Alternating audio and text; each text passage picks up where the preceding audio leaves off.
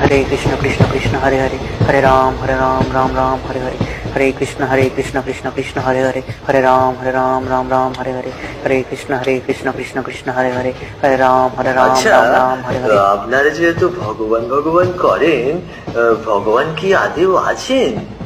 ভগবানকে দেখেছেন কখনো? ভালোই প্রশ্ন করেছেন। তা আপনার কি মনে হয়? আমি তো বিশ্বাস করি না ভগবান আছেন বলে।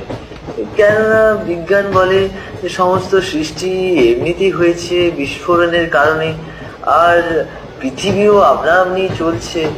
তাহলে এখানে ভগবানের ভূমিকাটা কোথায়? তাই কি? তাহলে বলুন তো, আমরা যে ট্রেনে চেপে যাচ্ছি, এই ট্রেনটি কিভাবে তৈরি হলো? কেন কারখানাতে বিজ্ঞানীরা ও শ্রমিকেরা বানিয়েছেন? ও মা, কেন? বিজ্ঞানীদের কেন এই ট্রেনটি বানাতে হবে?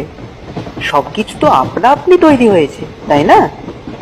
এই ট্রেনটিও আপনা আপনি তৈরি হয়েছে, কেউ তো বানায়নি। এটা কি করে সম্ভব? ট্রেন তো কেউ না কেউ বানিয়েছে, কেউ না বানালে ট্রেন তো তৈরি হতো না। আপনি কি মজা করছেন আমার সাথে? হা হা হা হা। ভালোই বলেছেন, আমি মজাই করছি। কিন্তু স্যার, এই সামান্য ট্রেনটি যদি আপনা আপনি তৈরি হতে না পারে, তাহলে মহাবিশ্ব ব্রহ্মাণ্ড, পৃথিবী, চন্দ্র, সূর্য কি করে আপনা আপনি সৃষ্টি হতে পারে? কৃপা করে বলবেন কি? আর আপনি একজন শিক্ষিত মানুষ হয়ে এটা কিভাবে বিশ্বাস করেন? আর এই ট্রেনটি তো এমনিতেই চলছে আপনা আপনি, তাই তো? তা কখনো সম্ভব নয়। অবশ্যই কোনো ব্যক্তি চালাচ্ছেন। ড্রাইভার ছাড়া ট্রেন কখনোই চলতে পারে না। আচ্ছা, এই সামান্য ট্রেনটি যদি আপনা আপনি চলতে না পারে, তাহলে এই বিশাল বিশ্ব ব্রহ্মাণ্ড কিভাবে চালকবিহীন আপনা আপনি চলতে পারে বলুন তো? আচ্ছা, আপনি বললেন ড্রাইভার ট্রেনটি চালাচ্ছে, কিন্তু কই? আমি তো ড্রাইভারকে দেখতে পাচ্ছি না। তাহলে কি ড্রাইভার বলে কিছু নেই ট্রেনে?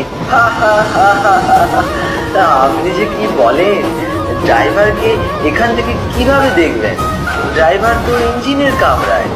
তাকে দেখতে হলে ট্রেন থেকে নেমে ইঞ্জিনের কাছে যেতে হবে। তারপর ড্রাইভার যদি দরজা খুলে তবে তাকে দেখা যাবে। মহাশয়, সাধারণ এই ট্রেনের ড্রাইভারকে দেখতে হলে সিট থেকে উঠে, ট্রেন থেকে নেমে, পায়ে হেঁটে ইঞ্জিনের কাছে যেতে হবে।